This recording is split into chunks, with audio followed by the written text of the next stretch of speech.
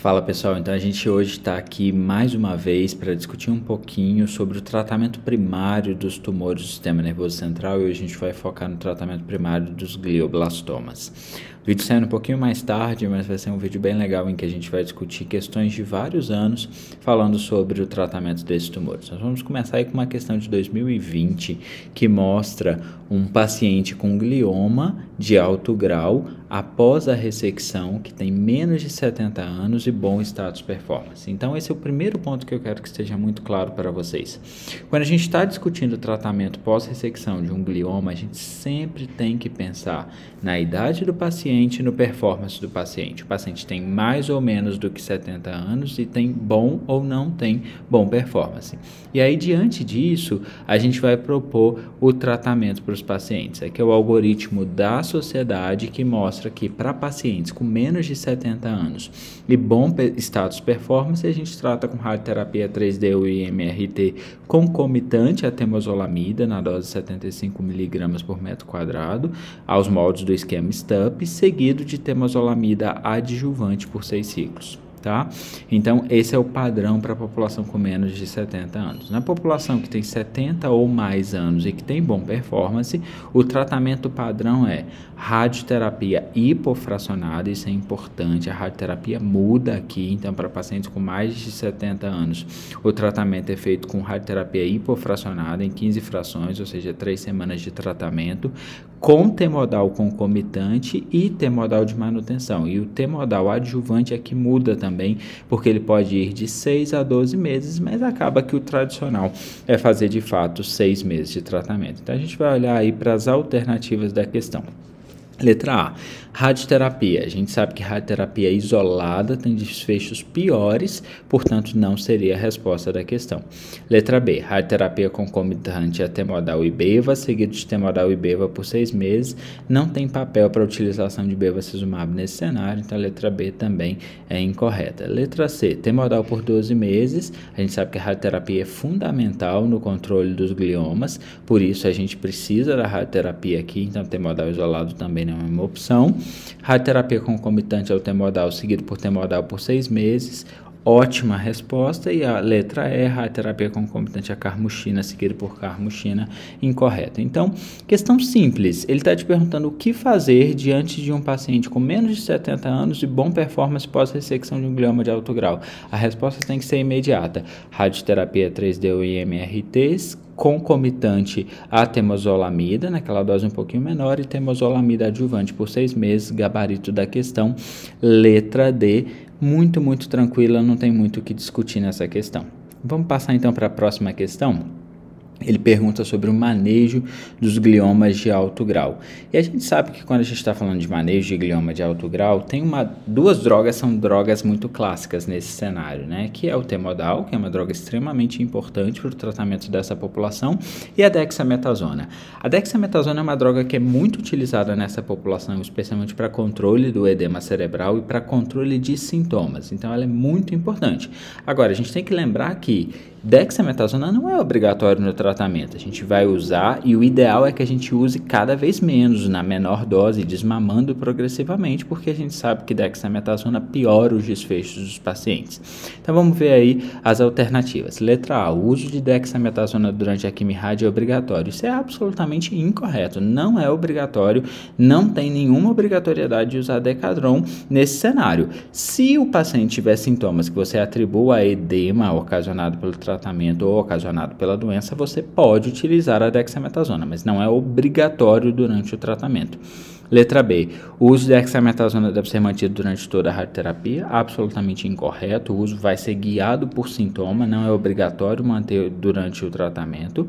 Letra C, estudos retrospectivos mostram que o uso de dexametasona durante a quimio-rádio piora os desfechos, a gente vai ver que isso é verdade, pacientes que precisaram de dexametasona durante o tratamento têm piores desfechos, a gente não sabe exatamente se a culpa é da dexametasona ou se os pacientes que usaram dexametasona de fato tinham uma doença mais agressiva e por isso tiveram desfechos piores. Mas o que a gente sabe é que usar dexametasona é um marcador de prognóstico um pouco mais reservado para essa população. A anticoagulação profilática é obrigatória em todos os pacientes que usam bevacizumab. Isso não é verdade. A gente sabe que bevacizumab pode ampliar o risco de trombose, mas não tem uma recomendação de anticoagulação profilática. E letra E, o uso de anticoagulante oral é contraindicado para quem tem glioma. Também não é verdade. A gente pode sim utilizar anticoagulante oral para essa população. Portanto, a resposta dessa pergunta vem desse estudo aqui, que é nada mais nada menos do que uma série retrospectiva que avaliou pacientes com glioblastoma e que utilizaram dexametasona e que tiveram a conclusão de que a utilização da dexametasona estava associada a um pior desfecho, a piores dados de sobrevida na população com GBM. A gente não sabe exatamente se é uma relação causa-efeito ou se é uma consequência, mas de fato usar dexametasona nessa população piora os desfechos, o que faz com que o gabarito da questão seja a letra C. Estudos retrospectivos mostram que o uso de dexametasona piora aí os desfechos dessa população. Vamos para mais uma questão. Tratamento de glioma de alto grau recorrente, ou seja, é muito comum que a gente veja questões bem abertas sobre o tratamento dos gliomas. Vamos ver o que ele fala aí nas alternativas. A análise por NGS é fundamental para a escolha apropriada do tratamento de segunda linha. Isso não é verdade. Não existe nenhum tratamento de segunda linha em glioblastoma que de fato impacte em ganho de sobrevida global. Esse é o primeiro ponto. É claro que existe um pequeníssimo percentual de pacientes que podem ter algumas mutações driver, em especial BRAF, mas isso é muito, muito incomum. Portanto, não há uma recomendação formal de realização de NGS nessa população. Se tiver acesso e você quiser discutir com o paciente, é uma possibilidade, mas não é obrigatório. Letra B, reabordagem cirúrgica na doença recorrente está relacionada a aumento de sobrevida, e a gente vai ver que isso é verdade, numa população selecionada, mas sim, isso é verdade. Letra C, Belob Trial mostrou ganho de sobrevida global com combinação de bevacizumab com lomustine. Não é verdade, não tem ganho de sobrevida global, né, com essa combinação. Letra D, anti-PD1 associada a bevacizumab é o tratamento de escolha para a segunda linha. Como eu já disse, não existe um tratamento padrão de segunda linha. A utilização de imunoterapia em glioblastoma é extremamente discutível, você não tem dados positivos. Esse é um tumor frio, é um tumor cuja atividade da imunoterapia é muito reservada, portanto, não me parece ser uma alternativa interessante. E o último, o uso do TTF por 6 horas ao dia demonstrou ganho de sobrevida global. Isso é mentira. A gente sabe que TTF, o estudo de TTF tem várias críticas, mas é um estudo que sim impacta em ganho de sobrevida global, um ganho discreto, às custas de uma toxicidade, especialmente pela realização do capacete, que é muito tóxica, mas não é por 6 horas. O tempo de utilização é um tempo muito mais longo, portanto, a alternativa também incorreta. A alternativa correta vai surgir aqui desses dados, né? Então, a gente vê que para pacientes selecionados, esse estudo prospectivo mostrou que a reabordagem cirúrgica prolonga a sobrevida sem impactar negativamente no status. E é claro que tem que ser um paciente selecionado. A gente tem que entender aonde essa recorrência é passível de ressecção sem dano neurológico crítico. Então, se for passível, e esses casos devem sempre ser discutidos em equipe multidisciplinar, sim, a reabordagem melhora o prognóstico e a sobrevida, e essa vai ser a resposta da questão. Reabordagem cirúrgica na doença recorrente está relacionada ao aumento de sobrevida, para que a alternativa ficasse perfeita, caso selecionado e discutido em reunião multidisciplinar, né? Então, não é para todo mundo, né? Você não vai operar todo mundo, você vai operar aquele paciente que é de fato possível operar. E a gente então agora vai discutir a última questão, que foi uma questão desse ano, que mostra o quê?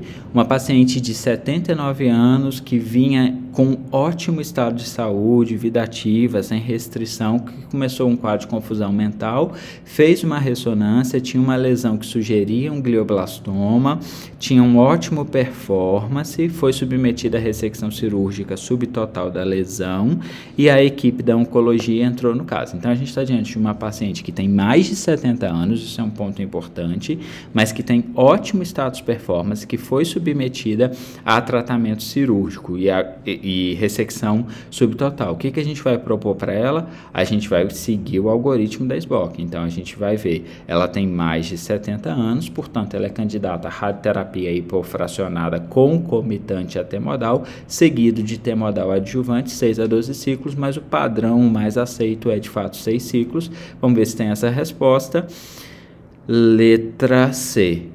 Tratamento com radioterapia hipofracionada, concomitante ao T-modal e com adição de T-modal adjuvante de 6 a 12 meses. Portanto, esse é um conceito que precisa estar claro para vocês, como é que a gente faz o tratamento primário desses pacientes e como é que a gente maneja em casos de recorrência para casos selecionados. Acho que esses eram os pontos principais. Um abraço a todos e até a próxima.